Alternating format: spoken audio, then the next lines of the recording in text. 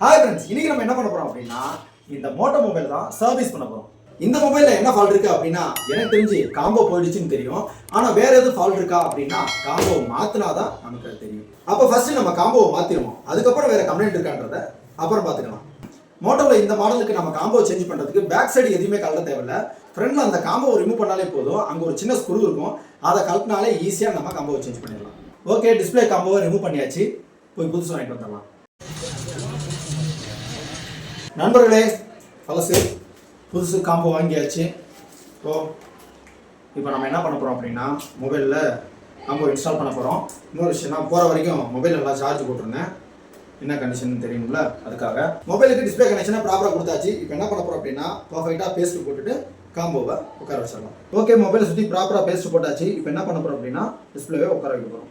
Okay, combo பர்ஃபெக்டாக போட்டாச்சு. இப்போ என்ன பண்ண போகிறோம் அப்படின்னா பிடிக்கிட்டு வந்துடக்கூடாது அப்படின்ட்டு நம்ம ரப்பர் பேண்ட் போட்டுக்கிட்டு இருக்கோம்.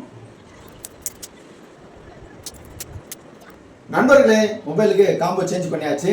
ஸோ எல்லாம் பர்ஃபெக்டாக ஒர்க் ஆகுது. டச் நல்லா இருக்குது, டிஸ்பிளே நல்லா இருக்குது, கேமரா நல்லா இருக்குது, எல்லாமே நல்லா இருக்குது. மொபைல் எந்த ஃபால்ட்டும் கிடையாது.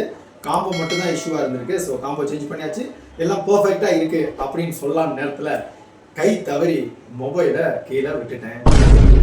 அதில் என்ன பிரச்சனை ஆச்சு அப்படின்னா கார்னரில் ஒரு டேமேஜ் ஆகிடுச்சு. மொபைல் ஓரத்தில் ஒரு கோடு வேறு விழுந்துருச்சு. அவ்வளோதான். இப்போ என்ன பண்ணணும்னா வேறு காம்போ தான் மாற்றி ஆகணும். காம்போ இன்ஸ்டால் பண்ணிவிட்டு ரப்பர் பேண்டை போட்டுக்கிட்டு இருக்கும்போது கை தவறி இந்த டேபிளில் தான் விழுந்துச்சு. இந்த அளவுக்கு பஞ்சாயத்து ஆயிடுச்சு. ஓகே, இப்போதைக்கு உடனே போய் காம்போ சேஞ்ச் பண்ணுற அளவுக்கு நம்மக்கிட்ட பட்ஜெட் இல்லை. கொஞ்ச நாள் இப்படியே யூஸ் பண்ணலாம். இன்னொரு நாள் காம்போ சேஞ்ச் பண்ணிவிட்டு அதையும் வீடியோ எடுத்து போடலாம். ஓகே ஃப்ரெண்ட்ஸ், இந்த வீடியோ உங்களுக்கு கண்டிப்பாக பிடிச்சிருக்குன்னு நம்புகிறேன்.